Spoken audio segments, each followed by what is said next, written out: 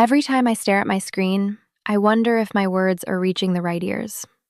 That question pulled me into the world of SEO tools, where two giants, Surfer SEO and Clearscope, promise to make my content sing. I had to decide which one would turn my clicks into customers. At first glance, Surfer looks like a spreadsheet with fancy charts. It breaks down keyword density, keyword variations, and the word count of every top result. I liked the idea of having a rule book for each article. I could drag my draft into Surfer, and it would spit out a score and a list of suggestions. It was like having a tutor who knows exactly what Google loves. Clearscope, on the other side, felt more like a creative partner. It asks a few questions about my niche, pulls in the big players, and then gives me a content outline with keywords that matter. The interface is cleaner, and the suggestions feel less like a checklist and more like a brainstorming session. I felt it was less about ticking boxes and more about telling a story. I decided to test them both on the same topic, the future of electric bikes. I wrote a first draft, then fed it into Surfer.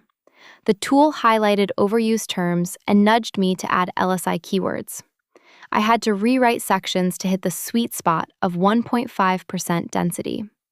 Then I ran the same draft through Clearscope.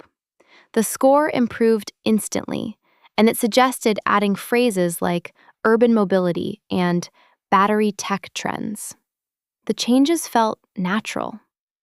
When I looked at the SERP data, Surfer gave me a comparison of my competitors' word counts and heading structure.